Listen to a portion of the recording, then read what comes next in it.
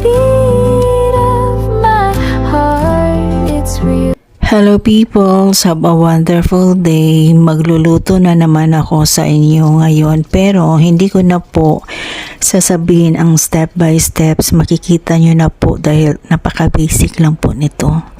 Ang gagawin ko lang po ay may isi-share ako na memories sa aking anak. Nung kabataan kasi ng anak ko, ano yan siya, mataba, maputi, talkative, at hindi talaga yan mahihiya. Noong time na yun, nagpunta kami sa mall at kumain kami ng ice cream doon sa mall.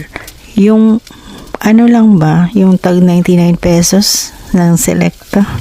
Ganun lang. Tapos yung katapat namin, may buntis.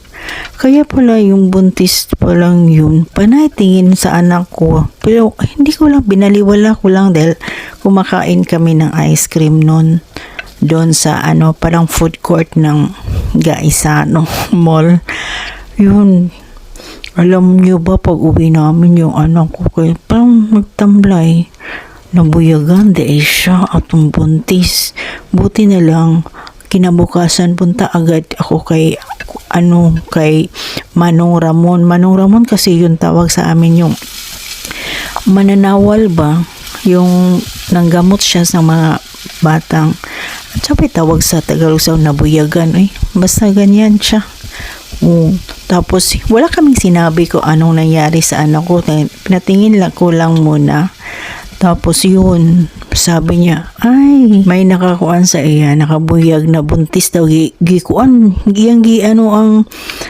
ang description sa buntis. Bagla, maugyot tong buntis nga na asa kuan. Sa mall, sa food court nga sigitan ako sa akong anak. Sus, nalimot ko yun. Pwera buyag-buyag, ganyan bitaw. Pero wala, buti na lang agad kung ang anak ko kasi bulayagon yung kaya na siya sa gamay pa. Pero may anak bisita ka Manong Ramon, wag yung bulan nga dili may mag-adto. Lagi? Talkative, hindi siya mahihiya, tapos mataba, pugi pa naman. Yun. Ganyan talaga ang ng anak ko. Yan talaga ang aming palaging pinupuntahan. Basta before kami magpunta sa doktor, Manong Ramon talaga yun. Sayang lang si Manong Ramon dahil namatay na. Yun talaga, siya talaga yun pag mapiang akong anak, siya ang maghilot.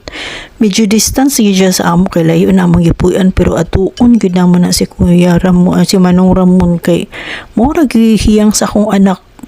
May nalanggani kay pagdako sa akong anak kay dili na siya bulayagon.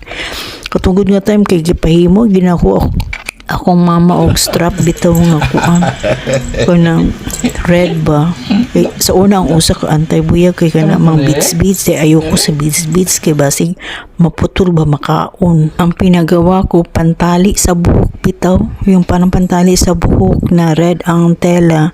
Yun lang ko sa iya parang bracelet ba para dili magsige kabuyagan. Until next time, bye. Thank you for your time.